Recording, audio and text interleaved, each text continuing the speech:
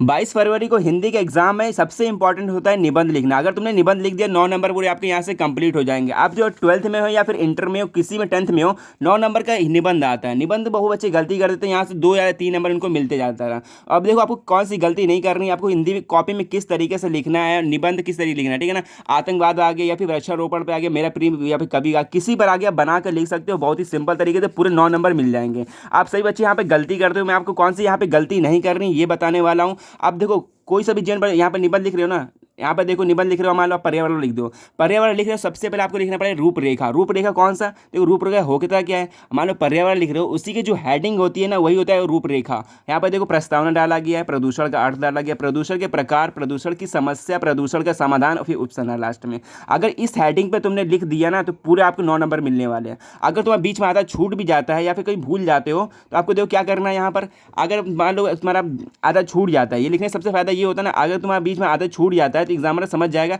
आप मतलब स्टूडेंट ने ये टॉपिक पर निबंध लिखना चाहा था, बस उसका छूट गया था। बट देखो यहाँ पर आप करना क्या, पहले यहाँ पर हेडिंग डालोगे, फिर उसके बाद एक एक हेडिंग करके यहाँ पर लिखना स्टार्ट करना है, ठीक है ना। इससे आगे प्रस्तावना आ गया। प्रस्तावना पर क्या लिखना है, ये पर्यावरण प्रदूषण की प्रस्तावना लिखना है। यहाँ पर मतलब होता क्या है, पर्यावरण प्रदूषण होता क्या है ये बताना है यहाँ प्रस्तावना में। यहाँ पर डालोगे पहले हेडिंग इस तरीके से, यहाँ पर 9 नंबर मिलेंगे। देखो किस तरीके से यहाँ पर अगर भूल जाते हो किस तरह बना के लिखना है, बहुत ही सिंपल आपको अपने शब्दों में लिखना है। कुछ भी बाहर से वर्ड नहीं उठाना है, जो जो दिमाग में आता है वो सब आपको लिख देना है। यहाँ पर पहले जहाँ क्या लिखा है देखो प्रस्तावना में, जो हमें चारों ओर से घेरे हुए हैं। सबको पता है वो प्रदूषण क्या होता है, वातावरण क्या होता है। जो हमें चारों ओर से घेरे हुए हैं वही हमारा पर्यावरण है। और देखिए क्या कह रहा है, इस पर्यावरण के प्रति जागरूक आज की प्रमुख आवश्यकता है। आवश्यकता सबको पता है आवश्यकता है, ठीक है ना। और इसको अपने शब्दों में इस तरीके से बना के लिखना, कुछ भी बाहर से कठिन वर्ड नहीं उठाना है, ठीक है। इस तरीके लिखोगे एग्जाम में आपको पूरा पढ़ पढ़ के एक नंबर भी नहीं काटेगा। और यहाँ देखो क्योंकि यह दिन प्रतिदिन प्रदूषित हो रही है, सबको पता है प्रदूषित हो रही है यहाँ पर, ठीक है ना। और आज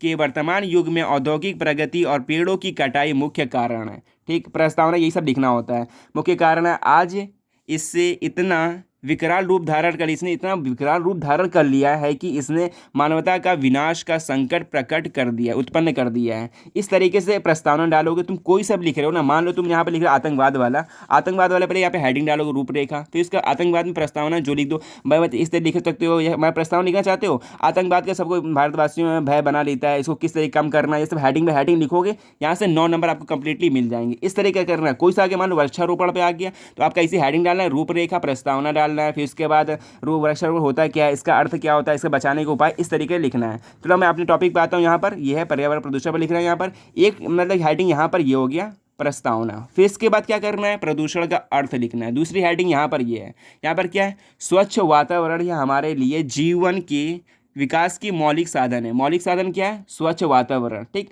जीवन के सभी संभव जब स्वच्छ वातावरण प्राप्त होता है तथा पर्यावरण को प्रत्येक व्यक्ति की आवश्यकता है। सबको पता है पर्यावरण की सभी प्रत्येक मतलब कि व्यक्ति की आवश्यकता होती है। अगर ये नहीं हुआ तो तुम जीवित नहीं रह पाओगे। अगर देखो इस तरीके लिखा गया है यहाँ पर, अपने शब्दों थोड़ा बना बना के लिख देना, ठीक है। पर राइटिंग अच्छी हो, अगर राइटिंग तुम्हारी अच्छी ना रही तो पूरे नंबर एग्जाम में पढ़ के आपको नंबर दे देगा। अब क्या रहेगा, पर्यावरण का निर्माण।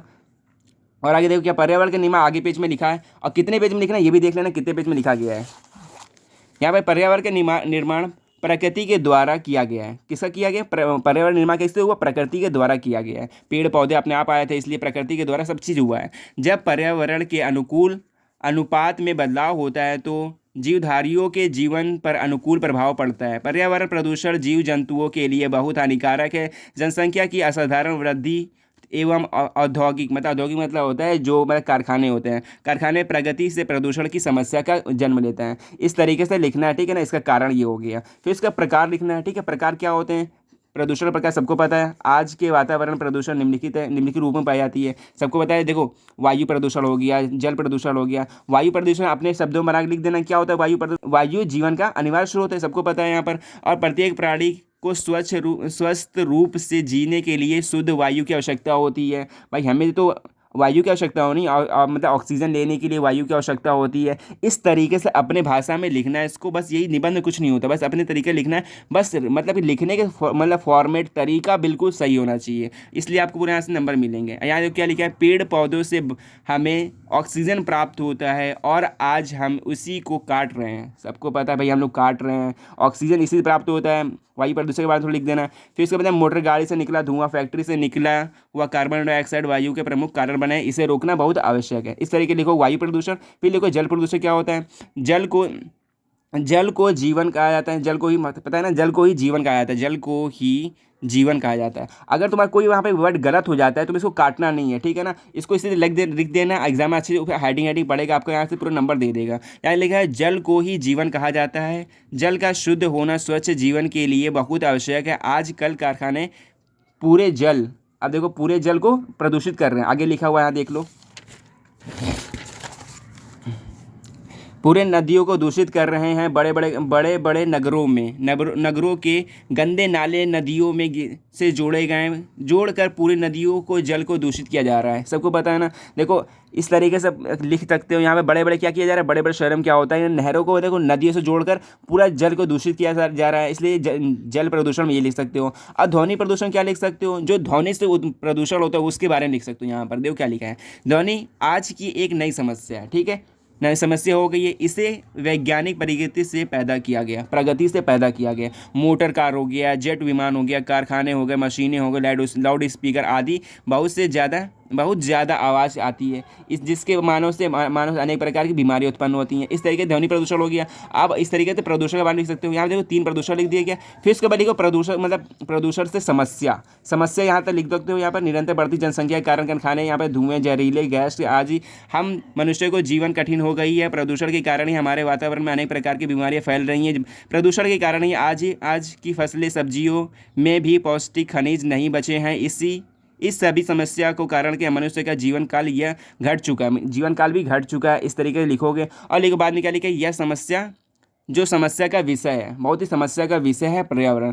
ये इंपॉर्टेंट है इसलिए कह रहा हूँ, इसलिए अच्छे से पढ़ लेना, ठीक है। इसको याद कर लेना, इसको याद नहीं करना, बस इसको एक बार पढ़ लो, याद हो जाएगा किस तरीके से लिखना है, बस ये देख लो। यहाँ पर क्या हो गया, समस्या होगा, इसका निवारण लिखना पड़ेगा। निवारण किस तरीके आ सकता है।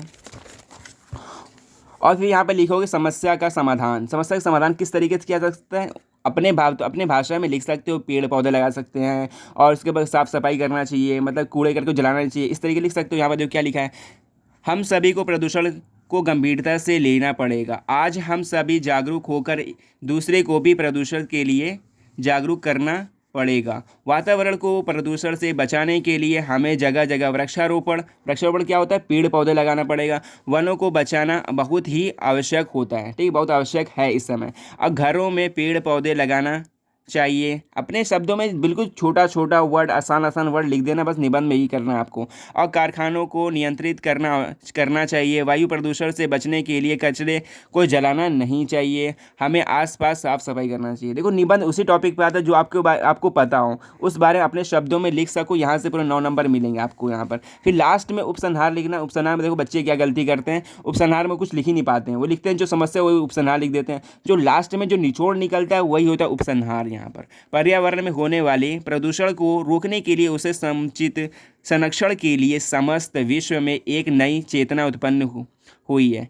मतलब पूरे विश्व में, मतलब पर्यावरण के लिए एक समस्या उत्पन्न हुई है, ये लिखना है। और फिर लिखना हम सभी को चारों ओर बढ़ते हुए प्रदूषण वातावरण के प्रति सचेत होना पड़ेगा, जागरूक होना पड़ेगा, क्योंकि ना पूरा चारों ओर फैल रहा है, इसलिए जागरूक होना पड़ेगा। फिर इसके बाद प्रति व्यक्ति एक पेड़ लगाना बहुत आवश्यक है, क्योंकि आने वाले पीढ़ी को बहुत समस्या ना हो, मतलब कोई समस्या ना हो, इसलिए एक पेड़ जरूर लगाना पड़ेगा। हर व्यक्ति को हर महीने एक पेड़ लगाना चाहिए। इस तरीके से अपने लैंग्वेज में बना कर लिख दो, या कोई सब लिख रहे हो, वृक्षारोपण लिख रहे हो, इसी तरीके से वृक्षारोपण लिख सकते हो। आतंकवाद लिखना चाहते हो, आतंकवाद लिख सकते हो। बस आपको थोड़ा पढ़ना है, आपको रटना नहीं है बिल्कुल। आप अपने शब्दों में बना जो दिमाग में आए, अच्छी राइटिंग में काटा पीटा बिल्कुल नहीं करना है। पूरे नंबर आपको यहाँ से 9 नंबर मिल जाएंगे, ठीक है।